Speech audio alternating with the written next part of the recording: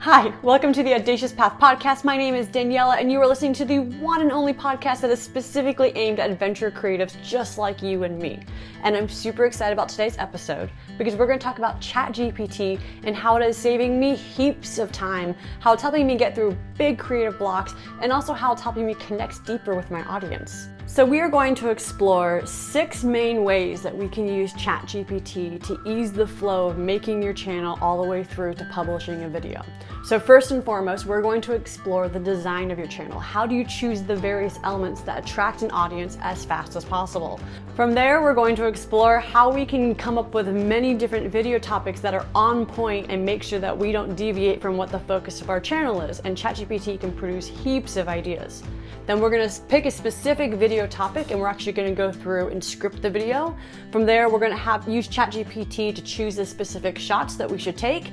Then we're going to get some editing tricks from ChatGPT, and then we're going to go through to publishing, thumbnail, title, and I'll show you how to use ChatGPT to make all of that as smooth and as easy and compelling as possible. And at the end, I'm going to give you some bonus tips about how you can maximize your use. I would love to hear what you think of this episode as you listen through, so you can tag me on Facebook or Instagram or send me a DM at The Audacious Path. And yeah, let's get to it. All right, I'm going to start out with explaining what ChatGPT is for the people who potentially don't fully understand what it is. So first and foremost, it's AI, it's artificial intelligence, which means as you ask questions within ChatGPT, it's learning what you're asking about, and it's going to make the answers better and better and better specifically to you as it goes along. The way I think about it is like a friend who's been able to go on the internet and absorb every single piece of information. And as you ask that friend questions, that friend is able to tailor those answers specifically to what you're asking because they know you, they know what's going on, they know what questions you're asking. I hope that makes sense. So now that we know what ChatGPT is, we're actually going to go online and have a look at it. So you're going to want to go to chat.openai.com/chat. And that's where we're going to be interacting. And if you're listening to the audio version of this, I will try to make sure I vocalize everything so you can understand what I'm doing, but there will also be a visual video of it if you want to kind of follow along. So the first question we have to ask is, what are we doing? What are we creating? And in this case, I'm going to create a sailing YouTube channel because I know sailing, and you should always do a topic that you know something about because ChatGPT is not perfect. So you're going to have to fill in some of those gaps with your own knowledge. And the very first question that I asked ChatGPT was, are there any gaps in the YouTube sailing community? And it was really interesting what it came up with. Some of the answers include anything that is niche specific. So things around like sailing with pets or being like eco-friendly. The second thing it said was anything around language diversity. Most channels tend to be in English, so if you speak another language and you do your channel in another language, there's huge potential there. Specifically, it says in Mandarin, French, or Spanish. And I'll end with just one last one, anything that is women-centric. And you would have seen my last interview I did with Wind Hippie. She said that's one of the reasons that she became really popular is because she was one of the first females that was solo sailing. So being that first female solo sailor kind of set her up to progress as fast as possible. And that's a really good place to look. See if you can find a niche that you can fill because there's a lot of competition out there. So then I went back into ChatGPT, and what I did is I listed all of the specific skills that I personally have, and I said to ChatGPT, which of the following skills would be the best to focus on to grow my channel as fast as possible. And what that did is ChatGPT knows that I'm trying to find a niche, and now it knows my skills, so it came back and said, hey, some of these would work, some of these wouldn't work. And the ones that stuck out to me, it said anything related to cooking and being able to show your strong cooking skills or unique culinary perspective. It also said anything related to art, and then it said do not do anything related to project management, which is one of the skills that I put in. There's a couple other answers, but basically it was able to provide me an answer of what makes sense amongst all of the internet information and tell me where I should focus my attention. So I'm going to focus my attention on art because that's kind of a new topic for me. And we're going to see if we can create a YouTube sailing channel that is specifically focused on art. Now, this next question that I asked ChatGPT is where you start to learn that you need to ask and frame questions in a specific way to get the answers that you require. So the original question that I asked ChatGPT is, I want to focus on art as I sail. How would I structure my channel to attract an audience interested in art and sailing? The problem was ChatGPT came back to me with a list of ideas if I were an artist myself, but I'm not an artist. So I had to go back and clarify, which is something that you often have to do with ChatGPT. You should be aware of that. I said, how could I focus on art while I'm sailing and traveling, but I'm not an artist myself? And it came back with a whole list of really, really interesting ideas that I could go with. Things like partnering with local artists or going visiting local art centers. But I was curious, what kind of audience would this attract? Would it attract an audience that I am personally interested in? And again, I asked it, what type of audience would this attract? But it was really focused on the adventure side of it, and I kind of wanted to focus on the art side of it because I'm trying to niche down. Sailing is so saturated right now, so the more you can niche down and make that the focus, the larger the audience can be. Sailing is it's a small market. The biggest sailing channel out there has only got 1.5 or 1.6 million subscribers, whereas you get into that travel space and you can get 200 million subscribers. So I wanted to know what were the demographics of this audience, because what I was curious about is, would it be like the typical, older white, higher income sailor that I'm used to, or would there be a different audience?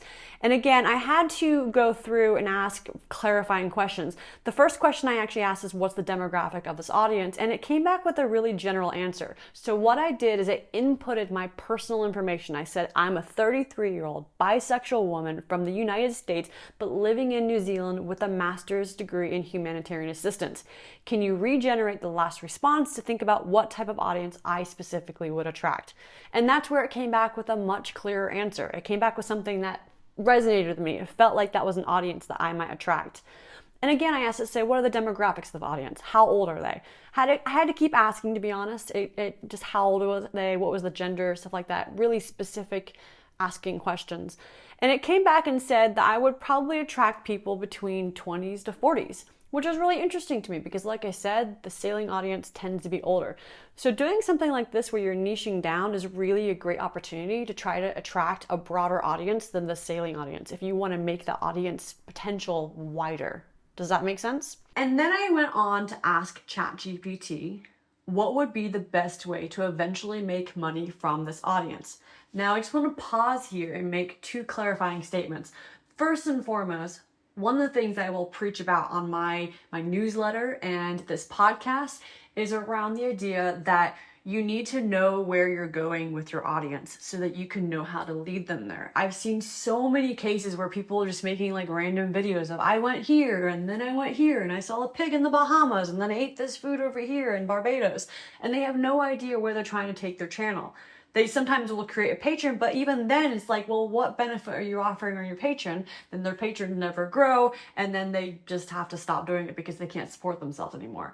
So thinking about where you want to lead your audience as soon as possible when you create your channel is the best way to make sure that you lead your audience there. The second point I would like to say is, you do not want to think about things from a point of view of, I'm trying to make money off of them. I know that sounds kind of counterintuitive, but you want to think about how you can best serve your audience. What's the best value you can provide your audience? Let's say, for example, that you want to create a patron page. Well, you're not creating a patron page just to support yourself. You're creating a patron page to inspire your audience a little more, to have a one-on-one kind of conversations with them so that you can tell them about what it's like to have this sailing lifestyle. You really want to think about it from a service mindset, and you need to internalize that and not think about the money, because your audience, no offense and everything, they can read right through your BS. They can read right through the fact that you're just thinking about money. So if you're not thinking about it from a service mindset, well, people aren't going to want to support you. So I'll be honest, ChatGPT did not come up with a really good list of options for me. They were really general. But the next question I asked is, which option would make the most sense for my channel? And that's where I'm going to remind you that ChatGPT is taking all of the information from the internet, and then it's taking all of the answers that it's given you so far, and it's basically deciding what would most apply to the information you've given me. So it came up with a list of answers that were probably a little more relevant to me. I didn't think it was great answers, but it was a really good start. You just have to probably put a little more work into thinking about how you're going to monetize. ChatGPT can't give you all of the answers. There's limitations. It's okay. So we have our channel idea, we have our channel audience, we have an idea of how we're going to attract your channel audience. Now it's time to put the channel together. So I said, hey, ChatGPT, can you write me a channel description? And it came back with this lovely, very long channel description, which again, clarifying questions. I said, hey, ChatGPT, can you make it shorter for me? And it came back with a much better option. Sometimes you have to ask clarifying questions. Have I mentioned that? So in your own time, you can go on and design the rest of your channel. Picking a logo, it can say, should I use a picture or should I create a logo? If I create a logo, what elements should I include? You can go through and do that process and just keep clarifying. But we're gonna move on to how to generate video topic ideas. Just reminding you that it's got all of the information that it needs to create these ideas already. So I just started out with a basic, what are some video topic ideas for this channel? Now, you're gonna wanna make sure you always read the answers, because I've said this before, it doesn't always give the best answers. You have to keep clarifying. And I read mine and I immediately moved on. And I said, well, which idea would logically make sense to start with? And then it gave me this whole story.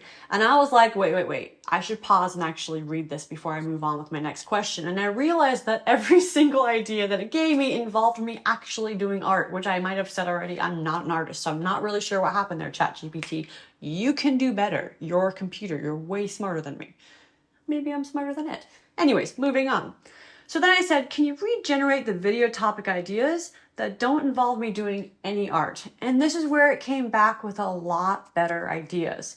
I said to ChatGPT, well, which idea would make sense to start with, right? One of the things that I will talk about eventually on this channel is how you want your story to progress. And so I was trying to figure out, well, where should I start? And you can even ask ChatGPT, well, what would be the next 5 video ideas I should do that would be related to this video? So the answer ChatGPT gave me was something like the artistic destinations, exploring sailing communities, and artistic hubs. And it gave me its reasoning for why it thought this would be a good first video, which is really interesting because you could actually go back if you wanted to and have a conversation about, okay, well, maybe this isn't the best idea to go with at first. Here are my reasons why. What do you think, ChatGPT? I was curious though. It suggested a first video that I should start with, but what would be the largest audience appeal? Which topic would attract the largest audience appeal? And it actually came back to me with a different answer. So again, you want to ask questions. Don't just assume that ChatGPT knows what's best. You want to keep thinking about this from different angles before you decide how to move on. One thing I wanted to know is what parts of my videos would be the most interesting for the audience that I had described to ChatGPT. So I asked it, what will my audience be most interested in seeing? And it was really actually good. And this is a clarifying question that I actually went back and asked for my own personal channel, because it basically told me like, what should I make sure I always include in every video? And it had things like authentic sailing experiences, artistic processes and techniques, travel and cultural exploration, and so on and so on. This is a great way to get an idea about what you need to make sure you include in every video, because sometimes it's not always obvious to us, right? Like we're like, oh, should I include the sail change again? Like, I don't know, like would they be interested in that? Well, apparently yes. But again, I had to ask a clarifying question. I said, hey, can you regenerate that response, but focus more on the art side? And that's where it came back and gave me a list of questions that I should focus on if I'm trying to explore art, because this is a little bit of a new channel idea to me, right? I didn't know exactly what people would be interested in. And then I actually went back and I said, what are some elements I should include in every video to ensure I am attracting the audience interested in this specific topic? Now there I was being very clear about what I wanted. I wanted people interested in this specific topic. If you're enjoying this podcast episode, then I highly recommend that you also sign up for my newsletter, where every 2 weeks I share tips and tricks for how to start, how to grow, and how to monetize your adventure creator business in 7 minutes or less. Now, my philosophy behind both this channel and my newsletter is based on 4 things. There are so many creators out there who just blow up out of nowhere and then they randomly extrapolate reasons for why their channel grew, and then they preach them to people. People believe them, but they actually don't apply because they've never been tested. Secondly, there are so many different ways to grow depending on how big your channel is, and nobody's talking about that. I'm gonna grow at a slower and different rate than a channel that has 1 million subscribers. Their lessons don't necessarily apply to me. And the third thing, of course, is that a lot of the lessons people are preaching don't apply to the adventure space. My channel is specifically focused on adventure creators, and I'm talking to other adventure creators who have experience in this business. And the third thing is that most creators in the adventure space are only monetizing through affiliate links, through Patreon, through sponsorships, and there's a more sustainable way to make money. These three things require constant input, constant time, but you don't want to constantly be working. You want to be out there exploring the world. That's why we're doing this in the first place, right? There is a better way. And so what I'm trying to do is share experiments, share research, share interviews with you so that you can grow as fast as possible and you can get out there living life to the fullest. Enjoy the rest of the episode. One question that I asked that is really worth noting is I said to ChatGPT, would it be better to structure this channel as a vlog or education? I think I've mentioned in one of my newsletters that there's 3 categories that you can always fit into, and that is entertainment, edutainment, and education. And you always want to make sure that you stay within your circle or your bubble, because if you move out of that circle, you're no longer providing a consistent experience to your audience. If they come to your channel and you're always funny and really entertaining, then you always need to be funny and entertaining because that's what you've told your audience to expect. If you're always providing educational notes about how to weld your boat together and suddenly you become an entertainment channel, well, suddenly you have all of this audience that you have built up that are no longer interested in the new topic and they're not going to stick around for the new videos. So you stay within your bucket. And this one actually recommended staying within the middle bucket. It said that I could provide some entertainment with that, but ultimately I'll be educating on the sailing and the art side of things. All right, so I got a lot of information about how I want to design my channel. I've come up with a ton of topic ideas. I've gotten a better understanding of what I should include in each and every video, but now it's time for me to focus on a specific script that I'm going to create. And I took one of the topic ideas it recommended, artistic destinations, exploring sailing communities and artistic hubs, and I said, hey, can you generate a script for this video? Now, as soon as I went through and I put that topic idea in, I realized that it wasn't very specific to where I was. So again, I had to provide some very personal information. And I said to it, I'm sailing from Auckland to Great Barrier Island. When I get there, I'm going to visit a remote art store where they do paintings in clay. Can you generate a compelling story around this topic? The problem was it came back to me like a script and it just didn't feel right. So what I did is I went back and I said, hey, can you write it more like a story? What I typically do at this point is I go through my own storyboard, which you can actually access if you refer people my newsletter. I've got a bunch of storyboards that I've created, and it's a great way to understand how to put a story together using both ChatGPT and really well-used structures out there. But I went through and I took the script that it provided me and the story it provided me, and then I took my own personal story and I kind of merged them together. I know that sounds complicated, but it's actually way easier than what you think. There are like specific paragraphs within the story that it provided me that were clearly introduction, or clearly like a rising action, or clearly an inciting incident. And it was really clear where things should fit. And I already knew kind of what my story was. So all I did is I took them and I took 3 paragraphs and I mushed them together. It takes a little bit of time. I'm sure you could actually go back into ChatGPT and ask them to merge the stories as well. But I actually wanted to spend some time thinking about this point because I wanted to personalize it. And that's something that I would say is always go back and personalize things, because you don't want to sound like a computer. And it's ultimately your personality that's going to make people keep coming back to your channel.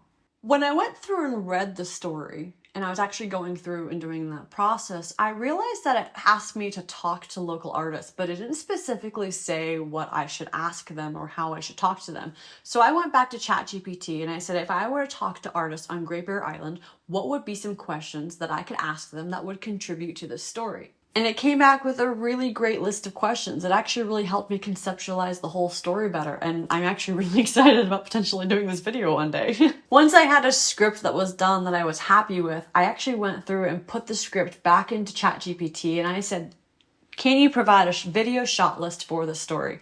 Now, this is one of the things that I have found to be the most helpful. I really appreciate where it gives me shot lists because it saves me heaps of time to, when I'm out there, I don't have to think about what I need to video. I've got the list already ready to go. And again, you can ask like clarifying questions, like the boat's going to move a lot, or there's not going to be a lot of light, or it's going to be at night. What would you recommend as a shot list? And you can clarify more and more. I want to leave you with one last point before I move on to editing, and that is that you should truly understand the emotions of your story before you start shooting it, because the emotions are the number one thing you should always be thinking about before you put any YouTube video online. And if you don't believe me, go read Walter Murch's book, In the Blink of an Eye. He's the editor for The Godfather, I believe.